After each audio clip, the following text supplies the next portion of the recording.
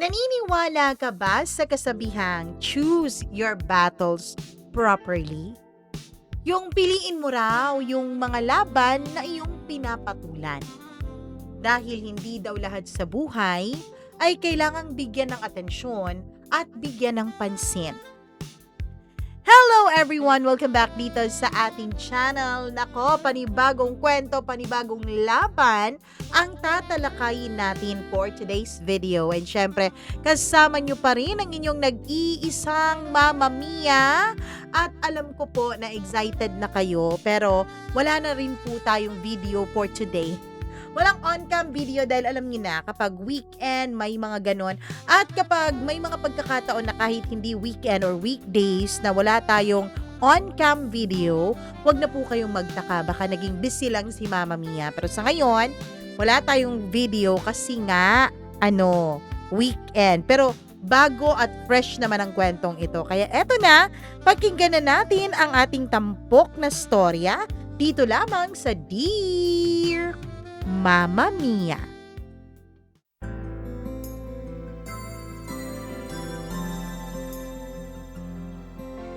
Maraming bagay sa mundo ang kailangang pagtuunan ng pansin. Pero may mga bagay din na hindi mo na raw dapat pang binibigyan ng atensyon dahil makakagulo lang ito sa kasalukuyan mong sitwasyon. Paano mo nga ba malalaman kung ang isang laban ay karapat-dapat patulan? Dear Mama Mia, hindi ko alam kung kailan nagsimula ang lahat. Kung tatanungin mo ko, sasabihin kong wala namang naging napakalaking away. Walang eksena ng basagan ng mga plato. Walang sigawan sa gitna ng kalsada. Walang mga dramatic na pagtatapos na para bang nasa pelikula at mga teleserye sa telebisyon. Tahimik lang. Unti-unti. Parang tubig na dahan-dahang tumutulo sa kisame. Hindi mo agad mapapansin hanggang sa may tumutulo na sa noo mo habang natutulog ka. Mama Mia, itago niyo na lamang po ako sa pangalang Ellen. Hindi ko yan tunay na pangalan, pero sapat na yan para makilala niyo ako sa kwentong ito. Simple lang po akong babae. May pangarap, may mga kinatatakutan, at higit sa lahat, kilala ko ang sarili ko bilang isang mapagmahal na babae. Siguro nga minsan, Mama Mia, sumusobra pa ako sa pagmamahal sa ibang tao. Siya naman si Ben. Siya yung tipo ng lalaking hindi mo iisiping sasaktan ka. Siya yung tipo ng lalaking iisipin mo na iba sa lahat. Na mabait, na maginoo, na mahal ka at aalagaan ka. Hindi naman po siya sobrang gwapo, pero may dating. Yung tipong kapag ngumiti, parang nagiging okay ang lahat kahit na hindi. Pareho kami ng edad, Mama Mia. Sabay naming binubuo noon ang mga plano at mga pangarap naming dalawa. Kahit wala pa kaming masyadong hawak noon sa buhay. Kahit pareho pa kaming galing sa hirap. Mag-iisang taon na sana kami.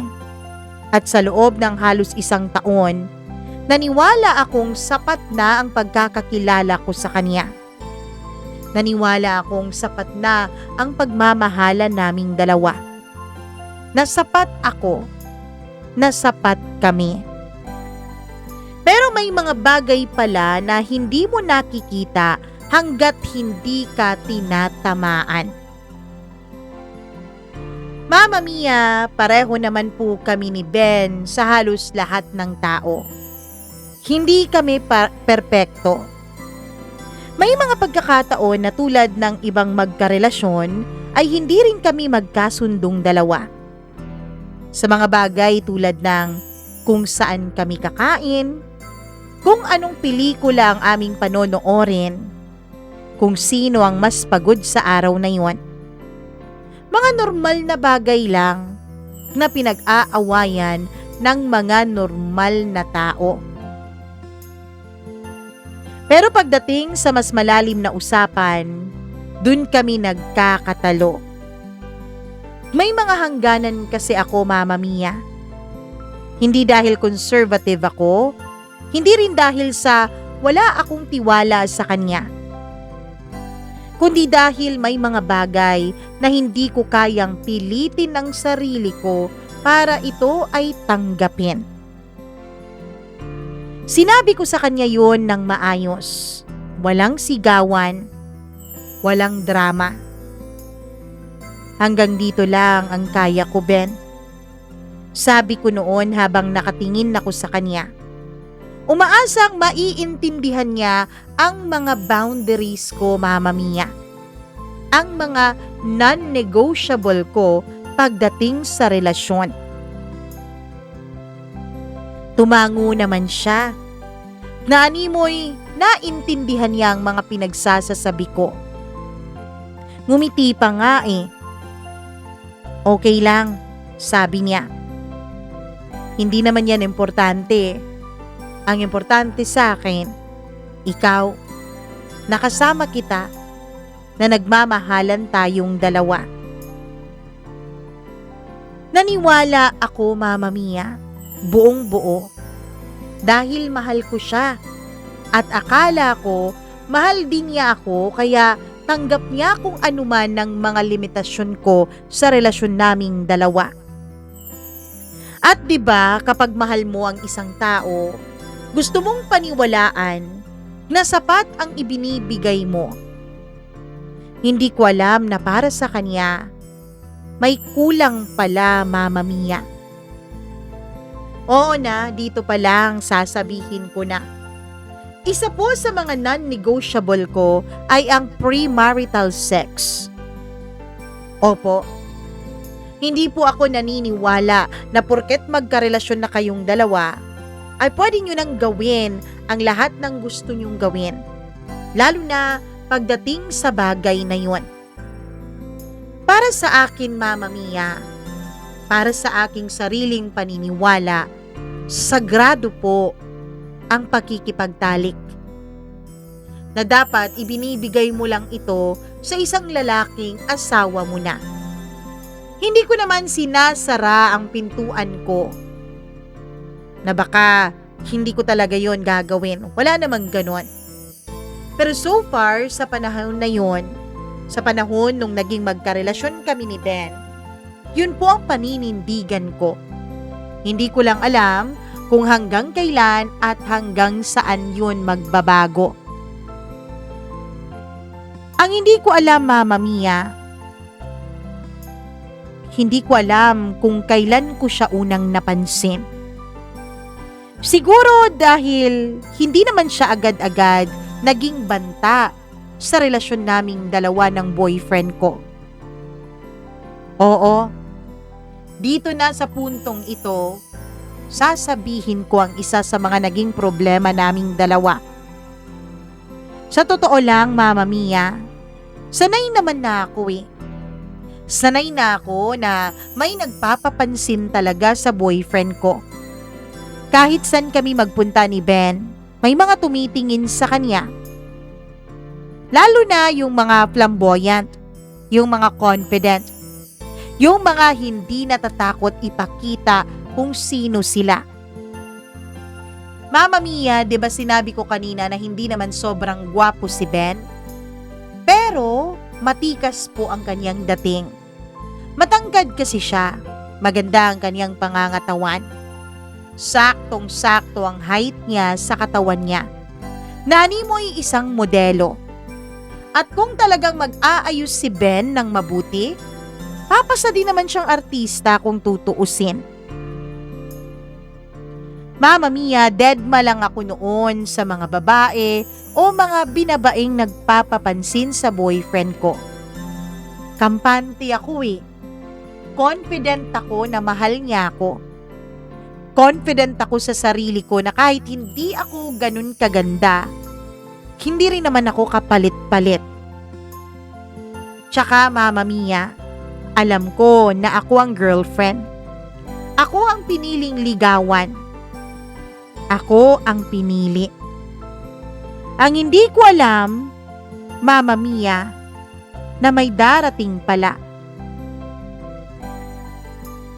Hanggang sa dumating nga siya, hindi siya kagaya ng iba. Hindi siya kagaya ng ibang mga babaeng nagpapapansin sa boyfriend ko. Hindi lang siya maporma, hindi lang siya maingay. May presensya din siya na parang kahit hindi ka tumingin, mararamdaman mong nandyan siya. Tawagin na lang natin po siya sa pangalang Ana. Hindi ko alam ang totoong pangalan niya, pero kilala siya sa lugar namin. Mama Mia, si Ana, di hamak na mas matanda sa aming dalawa ni Ben. Mama Mia, maganda po siya. Bukod sa pagiging maganda, ay meron din po siyang mga iba't ibang negosyo. Meron po siyang 2 karinderya sa magkalapit na barangay sa aming lugar. Meron din siyang 3 parlor. Mapera, may koneksyon. At higit sa lahat, dahil siguro mas matanda siya sa amin, siguro mas matagal na siya sa mundo, alam na niya kung paano makukuha ang mga bagay na kanyang ginugusto. Nung una, wala lang naman. Nung tinanong ko si Ben, nung nakita ko silang nagtatawanan sa may gilid ng kalsada, ang sabi ni Ben sa akin, friend niya lang.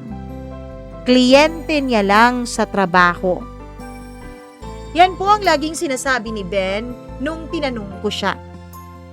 At hindi naman po sa pangmamaliit kay Ana. Pero dahil nakita ko na kahit maganda siya, mas matanda siya sa amin, hindi ko naisip na papatulan siya ng boyfriend ko. Hanggang sa napansin ko, Mama Mia. Napansin ko ang mas madalas na pag-e-exchange nilang dalawa ng mga chat messages. Mas mahahaba ang tawag tuwing tumatawag daw si Ana dahil may kailangan sa trabaho. Mas mabilis niyang sagutin ang phone niya kapag pangalan ni Ana ang tumatawag. Isang gabi, hindi ko na talaga napigilan ang aking sarili.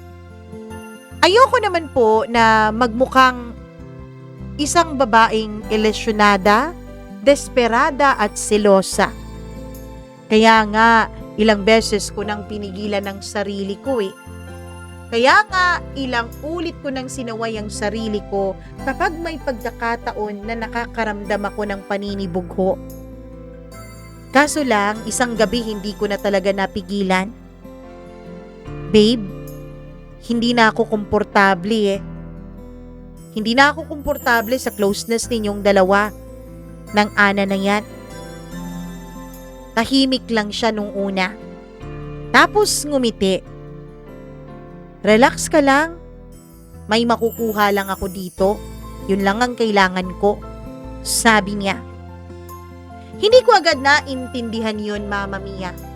Akala ko komisyon sa trabaho kasi nga kliyente niya si Ana eh. Pero dapat pala, doon pa lang, dapat pala ay umalis na ako. May mga bagay na kahit hindi sinasabi ay ramdam mo. At yun ang kinakatakot ko, Mama Mia. Simula nang kausapin ko si Ben tungkol kay Ana, hindi naman po siya nagbago. Pero parang may napansin at nararamdaman lang akong kakaiba. Parang may bahagi ng sarili niya na hindi na niya pinapakita sa akin. Mas nagiging maingat siya, mas naging tahimik. At kapag may mga tanong ako, tila mas nagiging mailap at maingat ang mga sagot. Hindi na siya tulad ng dati na kahit anong tanong ko, may sagot agad siya. Ngayon, madalas nag-iisip na lang. O sinasagot ako ng wala lang, o kaya naman ay pagod lang ako. Pero ang totoo, ako ang napapagod sa kakaisip. Isang gabi napansin ko, may bago siyang sapatos. Branded yun, Mama Mia. Hindi naman siya mahilig sa ganun. Practical siya eh. Kung ano ang meron, yun na yun. San galing yan? Tanong ko na pilit pinapakastwal ang boses ko. Ito? Bigay lang. Ganda no? Sagot niya na hindi man lang tumitingin sa akin at ang mga mata niya ay nakapako sa sapatos niya. Bigay. Simpleng salita lang yun, pero pakiramdam ko ang bigat-bigat. Sino ang nagbigay niyan? Tanong ko ulit. Doon siya sandaling natahimik. Wala, client lang. Regalo, belated para sa birthday ko. Doon nagsimulang kumirot ang dibdib ko, Mama Mia. Hindi ko alam kung mas masakit ba ang katotohanan o ang paraan niya kung paano ito itinatago. Dahil habang tumatagal, mas lalo kong nararamdaman na may hindi tama. May mga araw na bigla-bigla na lang nawawala si Ben. May mga gabing hindi na siya sumasagot sa mga tawag o text ko. May mga sandaling kahit magkatabi kami, ay parang ang layo-layo na niya. Busy lang ako. Paulit-ulit niyang sagot sa tuwing tinatanong ko siya kung may problema. Pero hindi naman ako tanga, Mama Mia. Alam ko kung kailan ako niloloko. Pero pinili ko lang magbulag-bulagan dahil sa tindi ng damdamin at pagmamahal ko sa kanya. Dahil umaasa ako na baka bumalik pa sa dati ang lahat. Na baka nagulat lang siya. Nanibago, ganon. Pero ang hindi ko alam, habang kumakapit ako, siya naman pala ay unti-unti nang bumibitaw. May mga gabi talagang hindi mo makakalimutan kahit anong pilit mo sa sarili mo na limutin ang mga alaalang yon. At yun ang gabing tuluyan akong nagising sa katotohanan. Mama Mia, dun ako natulog sa boarding house niya nung gabing yon dahil may usapan kaming dalawa. Kaya lang, hindi siya nakarating sa usapan namin. Napanis na lang ang binili kong sabaw sa may kanto kasi monthsary namin yun eh. Pero kahit ganun, kahit hindi siya dumating ay hindi pa rin ako umuwi sa amin. Inantay ko siya. Mag-aalas 12 na nung dumating siya, Mama Mia. Amoy alak siya. Pagod. Pero hindi yun ang una kong napansin. May hawak siyang paper bag. Inisip ko na baka pambawi niya sa akin kasi nga hindi niya ako nasipot sa dapat ay monthsary dinner naming dalawa. Mukhang may pasalubong ka. Pilit kong pagbibiro. Alam ko kasi, Mama Mia, na nakainom siya eh. Kaya hindi ko siya pwedeng kumprontahin ng ganon dahil baka magkagulo lang kaming dalawa. Para sa'yo to eh, sabi niya. Inabot niya yun sa akin at tinanggap ko. Pagbukas ko, Mama Mia, mamahaling pabango ang nasa loob. Hindi yun yung tipong mabibili niya basta-basta. Sa sweldo niya, sa komisyon niya, kulang na kulang pa ang isang buwan niyang sahod para dun sa perfume na yon. Ben, mahina akong sabi. Pilit pinapatatag ang bawat salitang namumutawi sa aking labi, pero pilit ko ring pinapakaswal ang tono ko para wag maging away ang usapang ito. San galing to? Tumahimik siya. At dun naramdaman ko ang takot. Hindi ko na hinintay ang sagot niya. Sa kanya ba to? Tanong ko. Hindi siya tumanggi, pero hindi rin naman siya umamin. Pero sapat na ang katahimikan niya para malaman ko ang totoong sagot sa tanong ko. Hindi ko na kinaya, Mama Mia. Kailangan mo nang sabihin sa akin ang totoo, Ben. Sabi ko sa nanginginig kong boses. Tahimik pa rin siya nung una. Para bang nag-iisip kung paano niya babalutin ang kanyang kasinungalingan. Pero siguro napagod na rin siya sa pagtatago. Napagod na rin siya sa pagsisinungaling. Oo, sa kanya yan. Sabi niya. Tatlong salita na binigay niya sa akin ng isang bagsakan. Parang may sumabog na bomba sa harap ko, Mama Mia. Ano ba talagang meron sa inyo? Tanong ko sa halos pabulong na boses dahil pinipigilan ko noon ang sumabog. Hindi siya sumagot hanggang sa tuluyan na siyang napaupo. Huwag kang mag-isip ng kung ano-ano ha. Hindi to dahil sa mahal ko siya. Sabi niya. Parang may kumurot sa puso ko. Anong ibig mong sabihin? Ano ang dahilan ng pagbibigay niya ng mga bagay-bagay na to? May kapalit ang lahat. Sabi niya. Doon ako tuluyang nanghina, Mama Mia. Hindi naman kasi ako boba eh.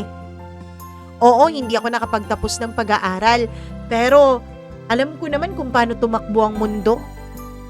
Hindi ko na kailangan ng detalye. Hindi ko na kinailangan pang marinig ang lahat. Sapat na ang ideya. Sapat na ang imahe sa isip ko na hindi ko naman gustong buuin, pero kusa itong nabubuo sa utak ko. Ginagawa mo yun?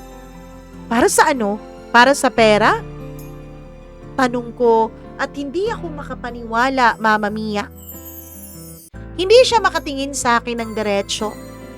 Doon pa lang, nalaman ko na agad ang sagot.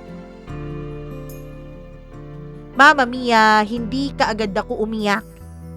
Akala ko nga iiyak ako eh. Akala ko magngangawa ako. Akala ko sisigaw ako, pero wala. Parang may humigop sa lahat ng emosyon na dapat kong naramdaman sa pagkakataong yon. Tapos na tayo, sabi ko. Simple, diretsyo, walang drama. Doon siya napatingin sa akin. Doon ko nakita sa mukha niya na nagpapanik siya, Mama Mia. Ellen, hindi ganun yun. Huwag mo na akong paliwanagan pa, Ben. Putol ko. Doon siya lumapit, humawak sa kamay ko. Mahigpit. Na para bang doon niya lang nare-realize na mawawala na ako sa kanya. Mahal kita, Ellen. Sabi niya. Napatawa ako ng mapait. Mahal mo ko? Pero nagawa mo yun? Wala siyang maisagot. Dahil wala naman talagang tamang sagot sa tanong na yun eh. Akala ko, Mama Mia, yun na ang pinakamasakit. Yun nang makumpirma ko na galing lahat ng mga mamahalin niyang gamit kay Ana. Pero hindi pa pala. Dahil habang nag-uusap kami, habang pinipilit niyang ayusin ang hindi na maayos-ayos, ay tumunog ang cellphone niya. Pareho kaming napatingin. dun sa kinaroroonan ng kanyang cellphone. At dun nakita ko ang pangalan, Ana. Para akong binuhusan ng nagyiyelong tubig noon, Mama Mia. Sagutin mo. Sagot ko. Hindi gumalaw si Ben. Sagutin mo. Ulit ko sa mas matigas na boses. Doon siya nagdesisyon. At yun ang sandaling hindi ko makakalimutan habang buhay. Hindi na siya nagdalawang isip. Sinagot niya ito. Tumayo, nagmadaling kumuha ng gamit. Kailangan ko lang. Hindi na niya natapos ang kanyang sasabihin. Dahil alam na namin pareho kung saan siya pupunta. At doon ko naintindihan ang lahat, Mama Mia. Hindi ako natalo dahil kulang ako. Natalo ako dahil may mas malaking kapalit sa akin. Mag-isa akong naiwan dun sa inuupahan niyang kwarto. Tahimik ang kwarto. Pero ang ingay ng isip ko. Dun na ako napaiyak, Mama Mia. Hindi dahil sa iniwan niya ako, kundi dahil pinili niyang ibenta ang sarili niya habang hawak-hawak pa rin niya ang puso ko. Masakit. Sobrang sakit. Pero sa gitna ng sakit, may isang bagay akong naintindihan. Hindi ko kailangang makipagkompetensya sa isang laban na hindi ko naman talaga pinili. Hindi ko kailangang baguhin ang sarili ko para lang mapili ng isang tao. At higit sa lahat, hindi ko kailangang ibaba ang dignidad ko para lang manatili siya. Dahil doon, Mama Mia, ay tumayo ako. Kinuha ko lahat ng gamit ko na nandun sa kwartong inuupahan ni Ben. Pagkatapos, iniwanan ko sa mesa ang susi niya. Yung susing ibinigay niya sa akin.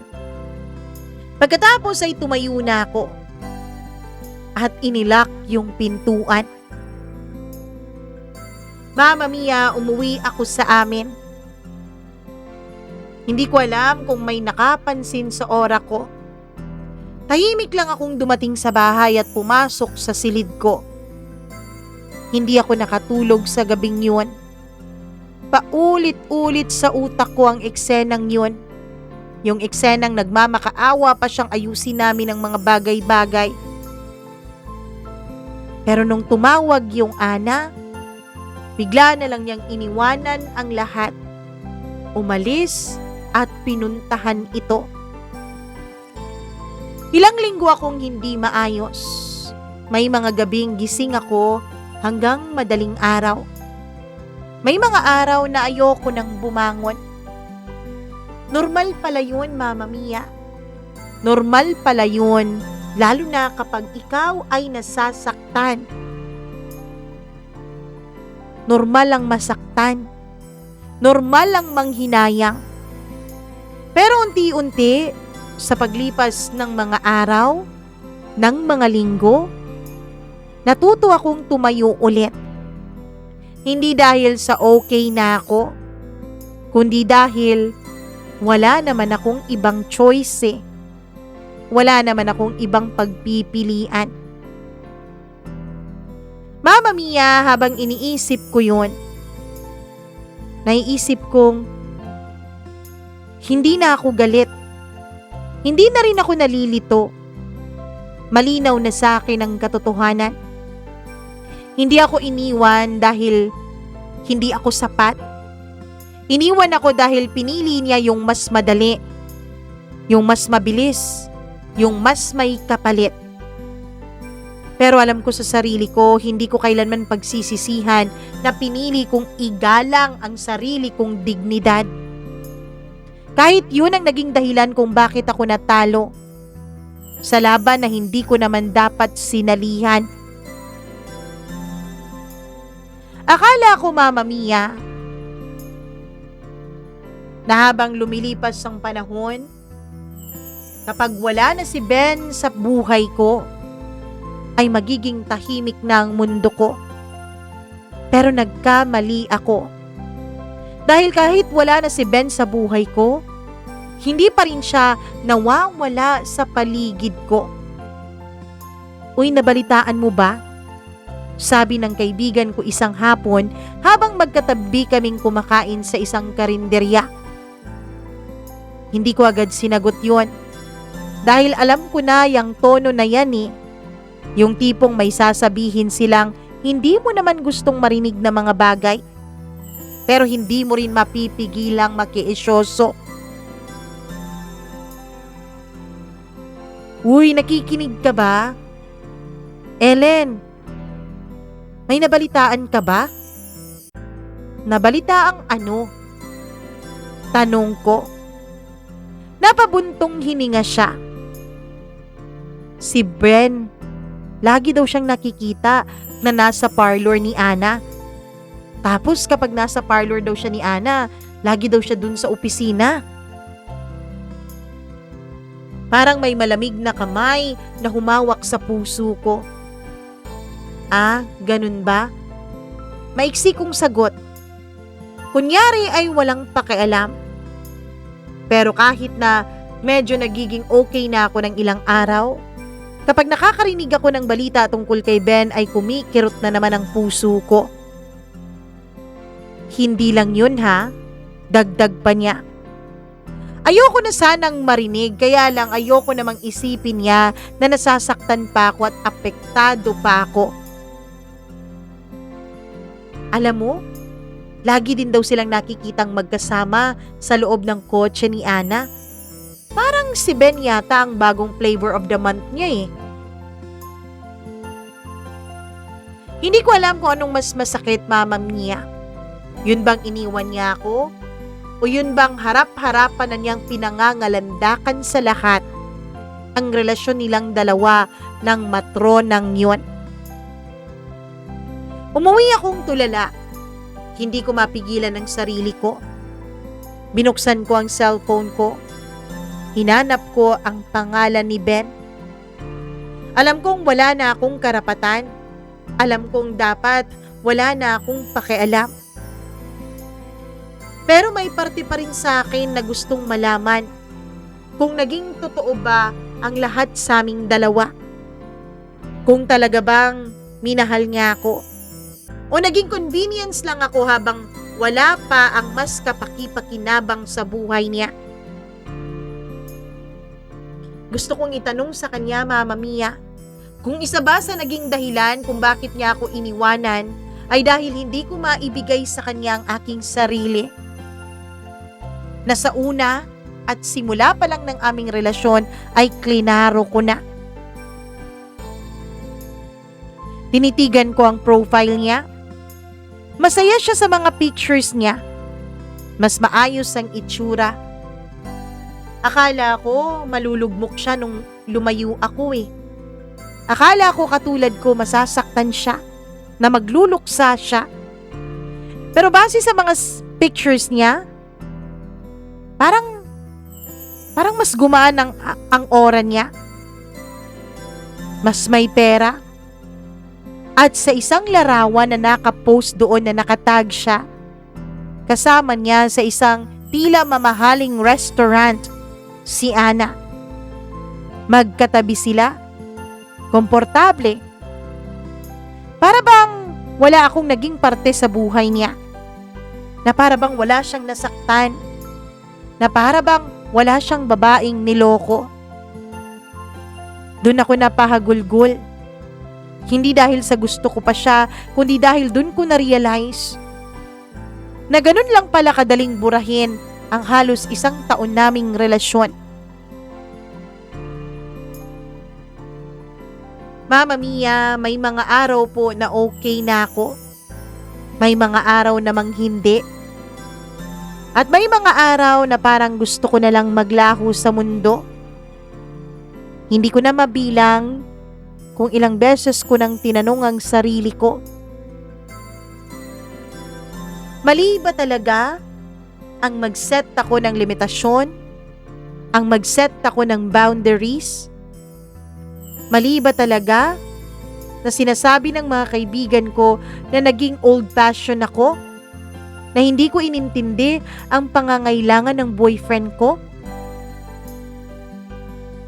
Mali ba talaga ang panindigan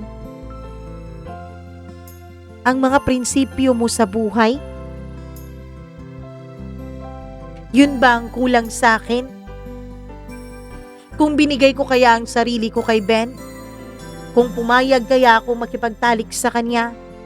Pinagpalit kaya niya ako kay Ana? Alam kong hindi ako perpekto. Pero hindi rin naman ako masamang babae. Hindi ko naman pinagkait kay Ben ang pagkababae ko dahil lang sa gusto ko, dahil lang sa trip kong pahirapan siya. Minahal ko siya ng totoo. Tinanggap ko siya ng buong buo. Pinili ko siya. Pero bakit parang ang dali sa kanya na iwan ako? Bakit parang ang dali sa kanya na pakawalan ako? Bakit ang dali sa kanya nasaktan ako ng ganito? At bakit kung sino pa yung naglolo ko, kung sino pa yung nagkasala, tila sila pa ang lumiligaya, tila sila pa ang lalong pinagpapala habang ako nandito, nasasaktan, umiiyak tuwing gabi. At siya tila sa bawat araw na lumilipas ay parang mas gumagaan ng buhay niya. Hindi ko maintindihan. At siguro, hindi ko kailangang maintindihan. Isang umaga, Mama Mia, nagising ako na parang pagod na ako sa sariling lungkot na lagi ko na lang nararamdaman. Ayoko na. Ayoko nang umikot ang mundo ko sa taong wala na sa piling ko. Doon ako tumayo. Literal, Mama Mia. Tumayo ako sa kama, huminga ng malalim, at sinabi ko sa sarili kong, tama na yan, Ellen. Hindi ibig sabihin na okay na agad ako. Pero yun ang unang beses na pinili kong subukang maging okay. Alam ko, Mama Mia, hindi ko siya maiiwasan habang buhay. Alam ko na hindi ko mapipili ang mga balitang darating sa akin. Kasi iisa lang ang circle of friends namin. Iisa lang ang lugar namin. Iisa lang ang mga taong nakakakilala sa amin. Pareho lang kami ng lugar. Pareho lang ang aming ginagalawan. At dumating ang araw na nagtagpo ulit ang mga landas naming dalawa. Hindi sinasadya.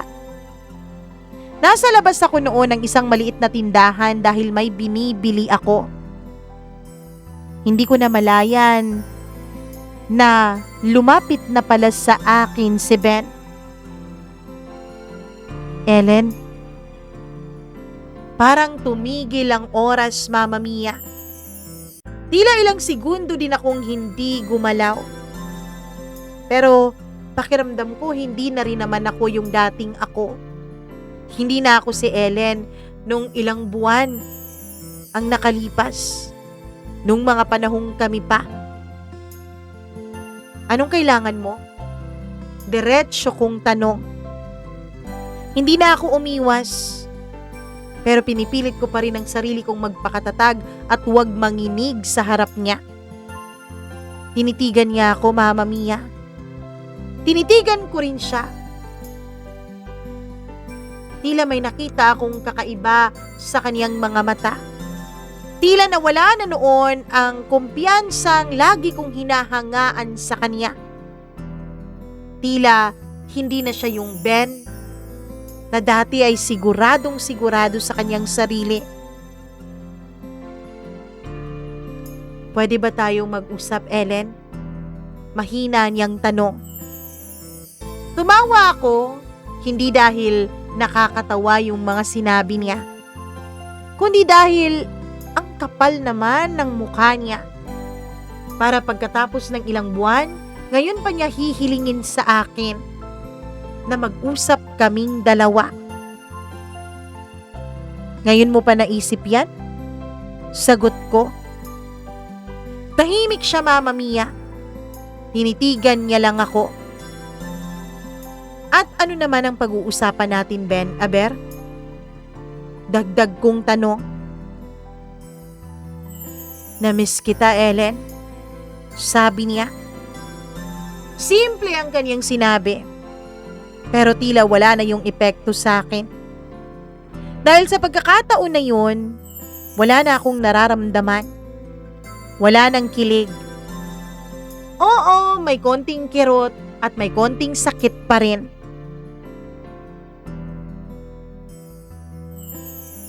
At ako, tanong ko, anong ginawa mo sa akin, Ben, nung kailangan kita? Wala siyang naisagot. Ellen, nagkamali ako, alam ko yon. Napangiti ako sa sinabi niya.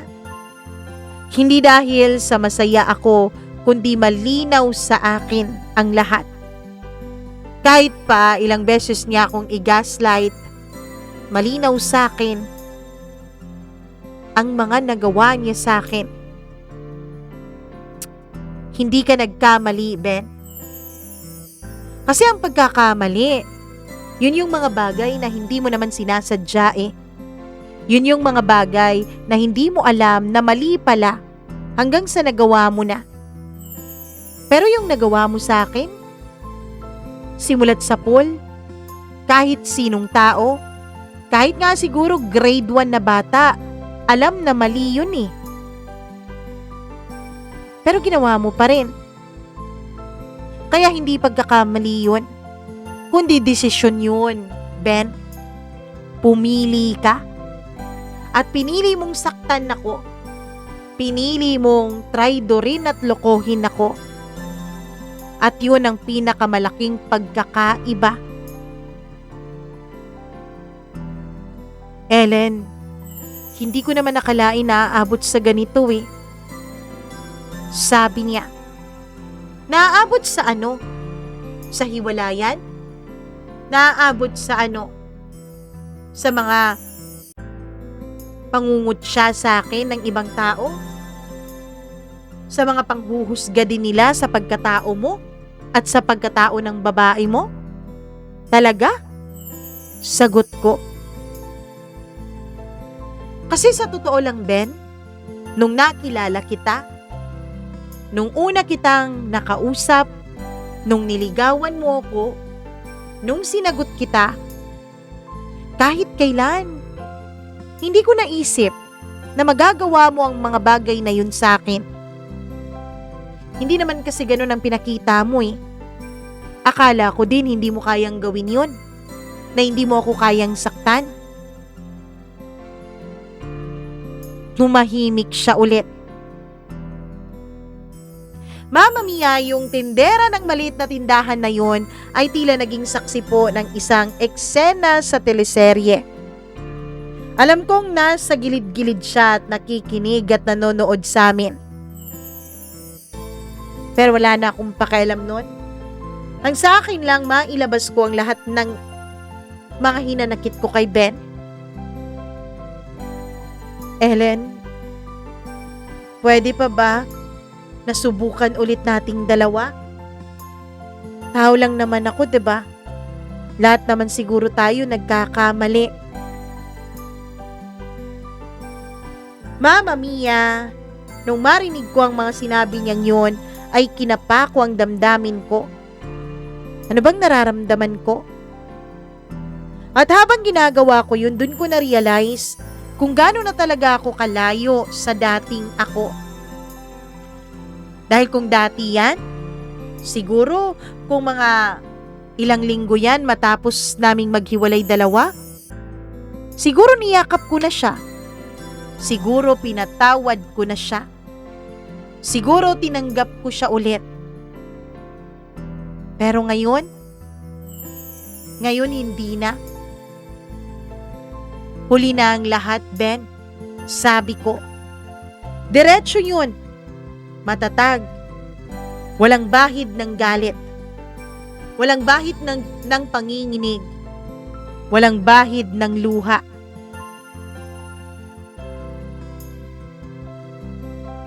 Para bang sinabi ko ang mga bagay na yon na siguradong sigurado ako. Habang naglalakad ako palayo, hindi ako lumingon sa kanya. Hindi na kailangan. Dahil sa unang pagkakataon, hindi ko na siya hinahanap. Hindi ko na siya kailangan, Mama Mia. At hindi ko na siya mahal. Oo, natalo ako. Oo. Pinili niya yung iba kaysa sa akin. Oo, Mama Mia. Natalo ako sa laban na hindi ko naman inaasahan o alam na sinasalihan ko na pala. Pero ngayon naiintindihan ko na. Hindi pala ako natalo ng tuluyan. Kasi hindi ko naman laban yun eh. Laban yun ni Ben. Ako pinili kong manatiling buo sa sarili ko. Habang si Ben naman, piniling mabasag ang kanyang prinsipyo, ang kanyang pagkatao para lang sa mga bagay na nakukuha niya kay Ana. At sa huli, alam kong sa aming dalawa, ako yung nakalaya. Mama Mia, akala ko yun na yung huling beses na makikita at maririnig ko ang pangalan ni Ben. Akala ko yun na yung huling beses na magtatagpo ang mga landas naming dalawa. Pero ang mundo ay sadyang maliit lang pala talaga. Kahit na lumipat ako sa ibang trabaho, kahit na nagrenta na ako sa medyo mas malayong lugar para sana makaiwas talaga. Ang mga kwento minsan, kahit ayaw mo na, hinahabol ka pa rin. Lalo na yung mga kwento ng chismis. Ellen, tawag sa akin ng isa naming kapitbahay isang hapon na nasa mall ako. Nakita pala niya ako. Ngumiti ako ng pilit. Hello po. Napasyal kayo sabi ko. Ay oo, nagkita lang kami ng anak ko dyan. Bakit po pala ninyo ako tinawag? Uy Ellen, gumaganda ka. Nagiging mas maayos ang itsura mo. Pero alam mo ba Iha, si Ben, parang hindi na raw okay. Hindi ako agad nagsalita. Hindi dahil na-curious ako, kundi dahil wala na talaga akong maramdaman. Kung pwede lang talaga, kung hindi lang talaga kabastos-bastos, sasabihin ko sa kaniyang, wag na niya akong balitaan pa ng tungkol kay Ben ay ginawa ko na. Kaya lang medyo matanda itong kapitbahay namin na ito, Mama Mia. Kaya tumahimik na lang ako bilang paggalang. Ganun po ba? Sagot ko. Simpleng sagot lang. Pero hindi pa doon natapos. Alam mo bang ilang buwan na raw na hindi masyadong pumupunta yun si Ben dun daw sa parlor ni Ana?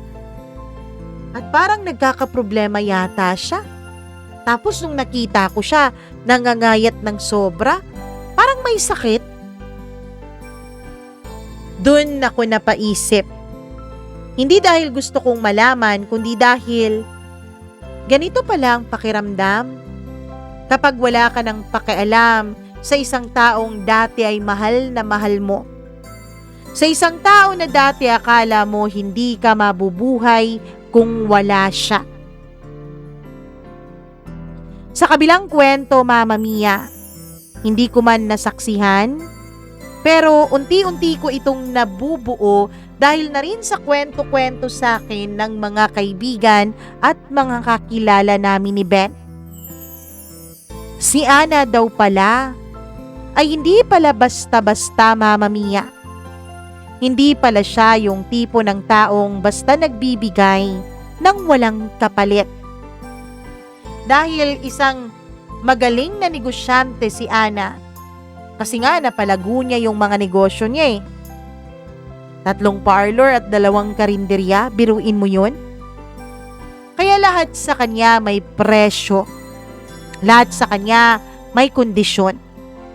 At si Ben, sabi nila, hindi raw siya naging exception sa paninindigang iyon ni Ana. Sa simula, oo daw. Sabi ng isa kong kaibigan na nakausap ang isang kapatid ni Ben, na binibigay daw ni Ana kay Ben lahat ng mga gusto niya. Pera, gamit, mga masasarap na pagkain, comfort.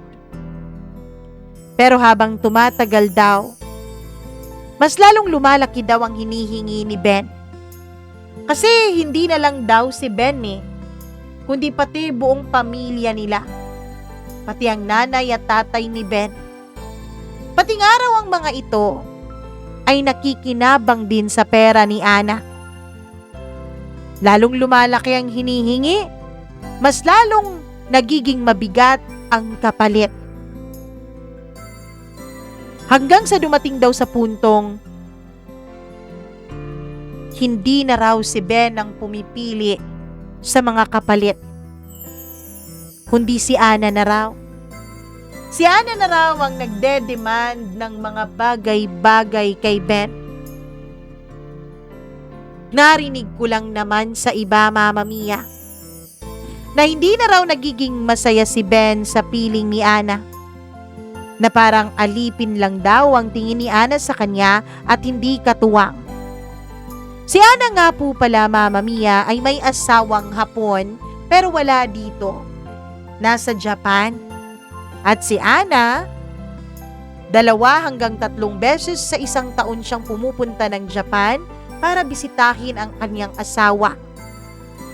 Hindi namin alam, walang ni isang nakakaalam kung ano ba talaga ang tunay na estado ni Ana at ng kanyang Hapon na asawa. Walang totoong may alam ng lahat, kundi si Ana lang at ang asawa niya. Mama Mia, narinig ko rin na parang may mga bagay na raw na pinagbabawal si Ana kay Ben. Tulad na raw ng kung ano ang dapat niyang isuot, kung ano ang dapat niyang kainin. Isa pa, Mama Mia, tila nawalan daw ng kalayaan si Ben. Hindi na raw ito pwedeng umalis ng bahay nang hindi kasama si Ana. Hindi na raw ito nagtatrabaho dahil pinag-resign ito ni Ana. Selosa at possessive daw si Ana. Ang gusto niya, yung mga bagay na kanya, ay kanya lang talaga.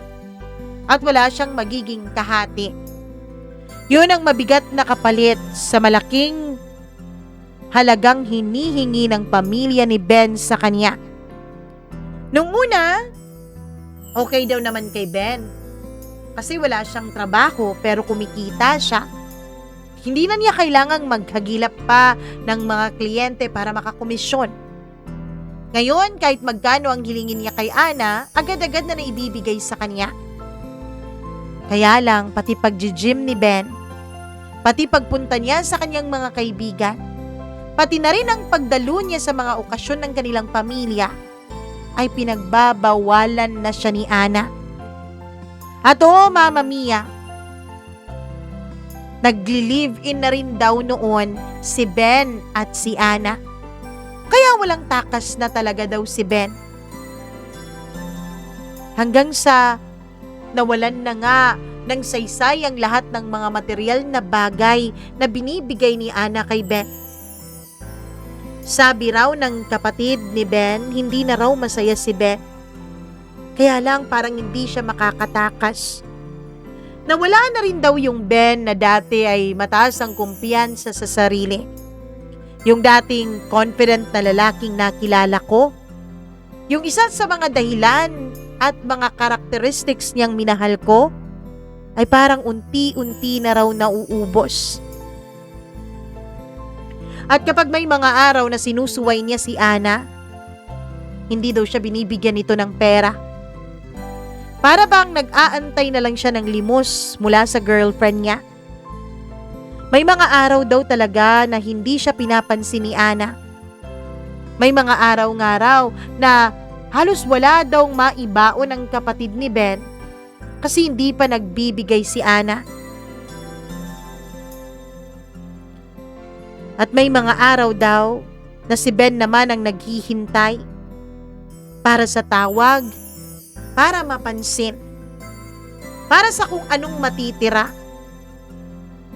Hanggang sa isang araw daw, Mama Mia, may nabalitaan sila na may bago na naman daw flavor of the month si Ana. Hindi na raw si Ben ang laging kasama nito tuwing nagsha-shopping ito, kundi ibang lalaki na, taga ibang barangay. At doon ko na-realize, Mama Mia, ganun pala no, kapag ang pundasyon ng relasyon ay hindi respeto, kundi pakinabang, ganun pala ang magiging resulta nito. Mama Mia, sa lahat ng kwento nila, aminin ko po, hindi po ako magpapa-ipokrita. May nararamdaman po akong vengeance ng konti. Feeling ko na ihiganti ako ng tadhana. Feeling ko nakaganti ako kahit na konti. Pero hindi din naman ako masaya sa sinasapit ni Ben. Dahil kahit naman nagkaroon kami ng malaking problema at niloko niya ako, hindi ko naman po ginusto na maging ganito ang buhay niya. Hanggang isang gabi habang pauwi ako, may nakita akong pamilyar na mukha. Nakatayo sa kanto. Sa gabing yon, dahil long weekend, pagka Monday ay umuwi po ako sa amin. Tahimik ang lalaking yon. Mag-isa. Si Ben. Hindi niya ako napansin agad. At sa unang pagkakataon matapos ang lahat ng nangyari, nakita ko siya ng hindi lang bilang ex ko, kundi bilang isang taong napagod, nawala, nalunod sa mga desisyon at nasaktan din sa huli. Pero hindi na rin ako yung taong lalapit pa sa kanya tulad ng dati. Hindi ako yung taong sasalo sa kanya. Hindi ako yung taong mag-aayos sa mga gulong pinasukan niya. Dahil minsan, kailangan mong hayaan ang isang tao na maranasan ang mga bunga ng mga pinili niyang desisyon sa buhay. Ellen, narinig ko ulit ang boses niya nung papadaan na ako sa kinaroroonan niya. Lumabas siya, Mama Mia, dun sa madilim na bahagi ng kantong yun. At nung nasinaga na siya ng ilaw ng poste ng Meralco, ay mas nakita ko siya ng maayos. Mas payat siya, mas tahimik. Tila nawala na yung Ben na dati kong minahal. Yung Ben na dati ring sumuyo sa akin. Kumusta ka na, Ellen? Ayos lang, sabi ko habang patuloy na naglalakad. Sumunod din naman siya sa akin. Ellen, pwede ba kitang makausap? Tanong niya. Hindi ako sumagot agad. Hindi dahil nahihirapan ako, kundi dahil pinipili ko kung bibigyan ko pa ba siya ng kahit na konting bahagi ng oras ko o wag na. Kahit sandali lang, Ellen. Huminga ako. Sige. Sagot ko, pero nanatili akong nakatayo nang may ilang distansya mula sa kanya. Iniwanan na niya ako. Pinagpalit na niya ako sa iba. Sabi niya. Diretso, walang paligoy-ligoy. Hindi ko alam kung anong mararamdaman ko noon. Pero wala pa rin. Ganun ba? Sagot ko. Ginamit niya lang ako eh. Dagdag niya. Doon ako napatingin sa kanya ng diretsyo. At sa wakas, nasabi ko sa kanya ang totoong saloobin ko. Hindi. Ginamit niyo ang isa't isa. Hindi ka biktima dito, Ben. Kasama ka sa desisyon. Alam mo, simulat sa pool na ginagamit niyo lang ang isa't isa. Hindi siya makatingin sa akin. Siguro dahil alam niyang tama ako. Balita ko, Ellen, wala ka pa ring boyfriend hanggang ngayon. Baka pwede pa nating subukan ulit. Tanong niya. Parehong tanong yun mula nung huli kaming nagkita. Parehong tono. Pero ibang-iba na ang sagot ko. Hindi na. Hindi na, Ben. Sabi ko. Sa mahinahong salita, wala nang bahid ng galit at paninisi. Kundi kasiguraduhan na lang ang maririnig mo sa boses ko. At hindi yun dahil galit ako, Ben, ha? Dagdag ko. Kundi dahil tapos na talaga ako. Hindi na kita mahal. Wala na akong katiting na nararamdaman pa sa'yo. Doon siya napatingin sa akin. Parang doon niya lang naintindihan na hindi na ako yung dating Ellen na iniwan niya. Habang naglalakad ako pa uwi, hindi mabigat ang pakiramdam ko. Hindi rin naman sobrang saya pero payapa, Mama Mia. At sa dami ng pinagdaanan ko, yun na siguro ang pinakamagandang pakiramdam. Hindi yung excitement, hindi yung kilig, kundi katahimikan.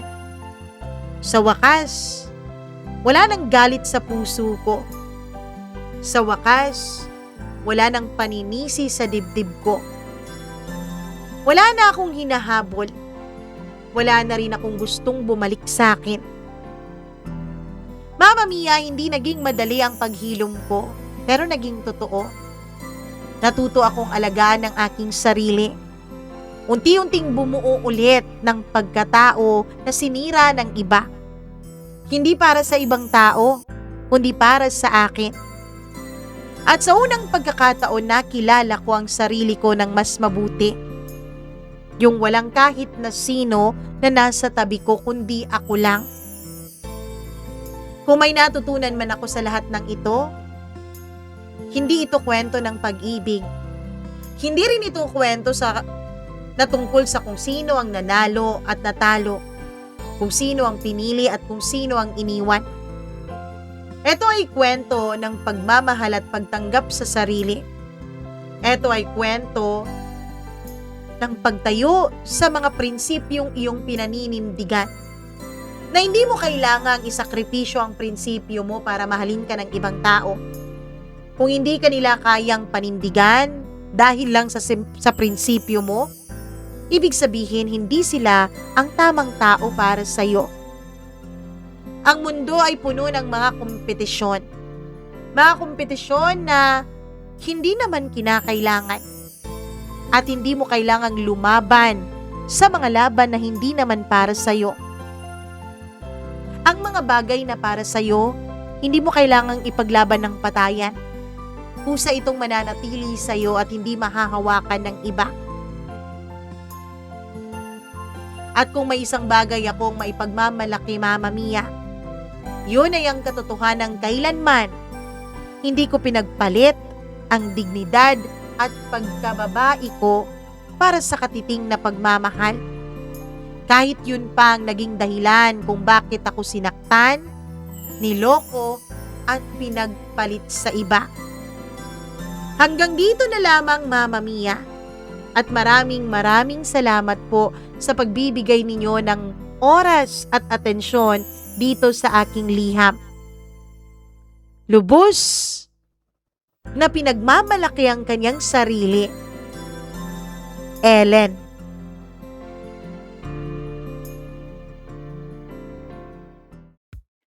Hala ka. Grabing grabing paninindigan yan, Ate Ellen. At dahil dyan, saludo kaming lahat sa'yo.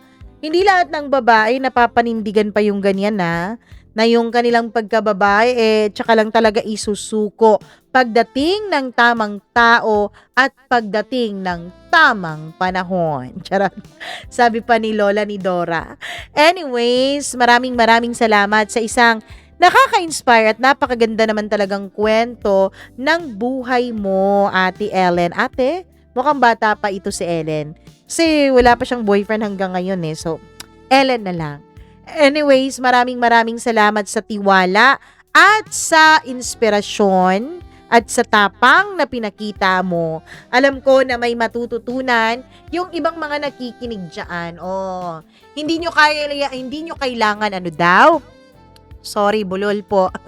Hindi nyo kailangan na ipagpalit ang inyong paninindigan, ang inyong mga prinsipyo, at ang iyong mga non-negotiable para lang mahalin ka ng isang tao. Dahil kahit isuko mo na lahat, kahit ibigay mo na lahat, magiging kulang na kulang pa rin yan para sa maling tao.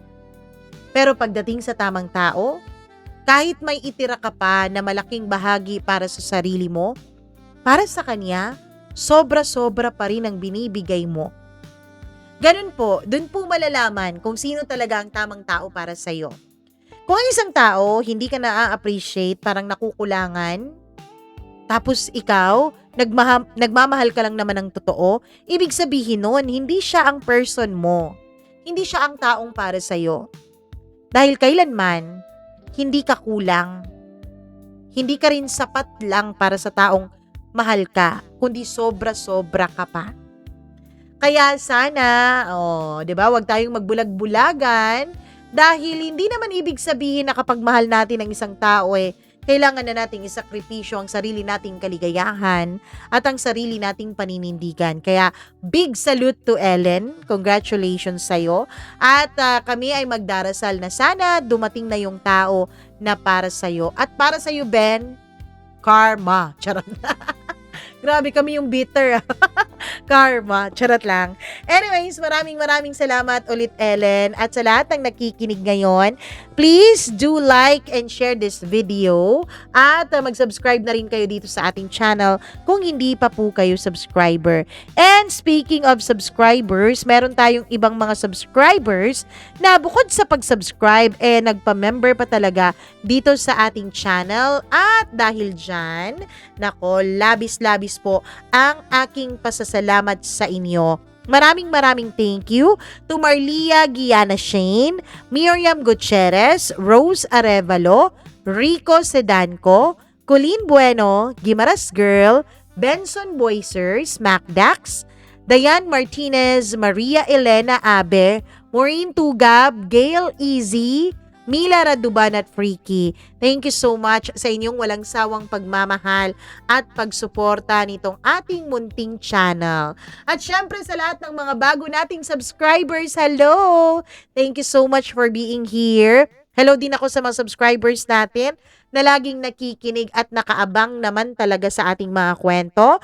Leonor de la Cruz, maraming salamat. Ruby Ramos, kay Claire Me Castillo, maraming thank you din. Hello din ako kay Fredeline Balao, kay Jen Bautista, Elizabeth Lagunday, Rayan, maraming salamat. Kay Leia Rabaris, maraming thank you all the way from Macau. Kay Chin Nasty R. Malalis, hello sa'yo. Hi din kay Rezaline Dakop, maraming salamat. Gail Easy, Lynn Gausin, Richel Villapani, maraming thank you po sa inyong lahat. Sa mga hindi nabanggit, baka sa susunod nating kwento, sa mga susunod na araw, pa-shoutout nyo na ang ating mababasa. And syempre, speaking of pa-shoutout, comment lang po kayo ng comment hanggat mabasa na po ang inyong mga pangalan, okay? Maraming salamat ulit. Ako si Mama Mia. Magandang araw sa inyong lahat. Mwah, mwah, mwah, babush!